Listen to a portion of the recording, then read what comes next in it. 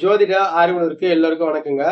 நாம இந்த பதிவுல திருமண தடையை ஏற்படுத்தும் கலத்திர தோஷம் அப்படிதான் அந்த தலைப்பு தான் பார்க்க போறோம். நம்ம ஆல்ரெடி 2, 3 பதிவை பார்த்துக்கிறோம். திருமண தடைகளை ஏற்படுத்தும் தோஷங்களை தான் நம்ம லைனா பார்த்துன்னு வரோம். இந்த பதிவுல அடுத்தபடியா திருமண தடையை ஏற்படுத்தும் கலத்திர தோஷம். கலத்திர தோஷமும் திருமண தடைகளையோ திருமண தாமதத்தை ஏற்படுத்துங்க. ஏன் இந்த கலத்திர தோஷம்னா, இப்ப திருமணத்திற்கு தேவையான முக்கியமான பாவங்கள் எதுன்னு கேட்டீங்கன்னா, உங்களுக்கு எல்லாருக்கும் தெரியும். 1ஆம் பாவகம், 2ஆம் பாவகம், 7ஆம் பாவகம், 8ஆம் பாவகம். இந்த 4 பாவகம் ரொம்ப முக்கியம். ஏன்னா, இப்ப யோசிச்சு பாருங்க. லக்னத்துல எந்த கிரகம் இருந்தாலும் அது 7ஆம் பாவகத்தை பார்க்கும். அதே மாதிரி 2ஆம் பாவகத்துல அமர்ந்த கிரகம் 8ஆம் பாவகத்தை நேர்படியா பார்க்கும். அதே மாதிரி 7ஆம் பாவகத்துல அமர்ந்த கிரகம் நேர்படியா லக்னத்தையே பார்க்கும். 8ஆம் பாவகத்தில் அமர்ந்த கிரகம் நேர் பார்வையா குடும்பஸ்தானத்தை 2ஆம் இடத்தை பார்க்கும். அப்ப இது எல்லாமே ஒண்ணுக்கு ஒண்ணு தொடர்புல ரொம்ப முக்கியமான பாவங்களா இருக்கு. திருமணத்துக்கு தேவையான பாவங்கள். இந்த பாவங்கள்ல கிரகங்கள் இருக்கிறப்பதான் கலத்திர தோஷம் முக்கியமா ஏற்படுது. அப்ப இந்த 1, 2, 7, 8 இந்த பாவங்கள்ல ஒரு இயற்கை பாவ கிரகமோ அல்லது அந்த லக்னத்திற்கு அசுப கிரகம் பாவ கிரகம் சொல்லக்கூடிய ஏதாவது இப்ப சப்போஸ் மிதுன லக்னத்துக்கு எடுத்துக்கிட்டீங்கன்னா செவ்வாய் அசுப கிரகமும் பாவியாவும் வருவார். சப்போஸ் செவ்வாய் உட்காராரு அப்படின்ற ஒரு அமைப்பு. சப்போஸ் இப்ப விருச்சக லக்னமா எடுத்துட்டீங்கன்னா சனி பகவான் பகையா வருவாரு.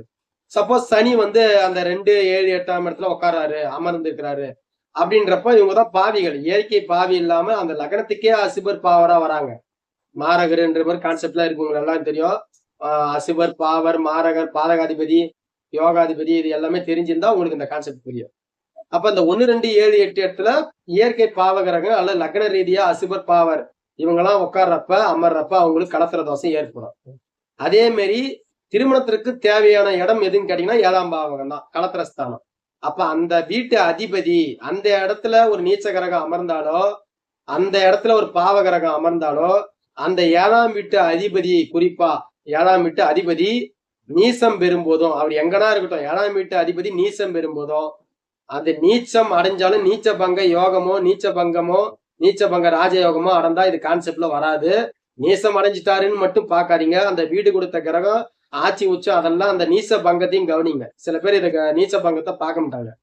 நீசம் அடைஞ்சிருச்சு அதனால எந்த வேலையும் செய்யாதுன்னுவாங்க. ஆனா அந்த நீச்சமான கிரகம் வக்கரம் பெற்றாலும் பலன் மாறுபடும். அந்த நீச்சம் பெற்ற கிரகம் அஸ்தமனம் பெற்றாலும் பலன் மாறுபடும். அந்த நீச்சம் பெற்ற கிரகம் நீச பங்கம் ஆனாலும் பலன் மாறுபடும்.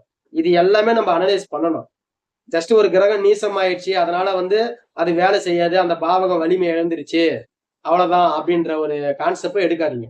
அப்ப நீச பங்கம் ஆகக்கூடாது. அந்த 7ஆம் அதிபதி நீச்சம் அடைஞ்சாலோ அந்த 7 கூடிய கிரகம் சூரியனோட ரொம்ப நெருங்கிய பாகையில அஸ்தமனம் அடைஞ்சாலோ அந்த 7 கூடிய கிரகம் சப்போஸ் பாத்தீங்கன்னா ஒரு ராகு கேதுக்களோட சேர்ந்து இருந்தாலோ, ஏன்னா ராகு கேதுகளோட சேர்றப்ப அதுவும் ஒரு எதிர்மறையான கலப்பு திருமணம் எதிர்மறையான சிந்தனைகள்லாம் தராங்க. கலப்பு திருமணத்துல போராட்ட பிரச்சனைகள்லாம் ராகு கேது கொடுப்பாங்க. அப்ப அந்த கிரகம் இயற்கை பாவிகளோட சேர்றப்ப ராகு கேதுகளோட சேர்றப்ப அவங்களுக்கு கலத்திர தோஷம் ஏற்படும். இதெல்லாம் மெயினா பாருங்க. அதே மாதிரி அந்த 7 கூடியவன் மறைவிஸ்தானம் சொல்லக்கூடிய 6, 8, 12ஆம் இடங்கள்ல மறைஞ்சாலும் அவங்களுக்கு பாதிப்பு ஏற்படும் கலத்திர தோஷம் ஏற்படும். இதுல நிறைய சொல்லிக்கினே போலாம். கலத்திர தோஷத்து 7ஆம் இடம் 2ஆம் இடம் நிறைய சொல்லலாம். நம்ம ஈஸியா கான்செப்ட் கலத்திர தோஷம் இருக்குதான்னு ஈஸியா பாக்கிறதுக்கு 1, 2, 7, 8ஆம் இடத்தை பாருங்க. அந்த இடத்துல இயற்கை பாவி கிரகம் லக்ன அசுப பாவர் அந்த மாதிரி அமைப்புல ஏதாவது கிரகம் அமைஞ்சுதா பாருங்க.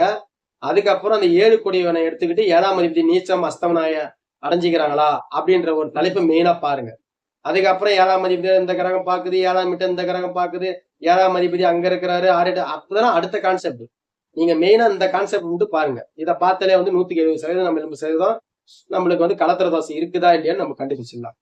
சரி நண்பர்களே, ஏன்னா அந்த திருமண தடையை ஏற்படுத்துறதுல அந்த கலத்திர தோஷமும் ஒரு பங்கு.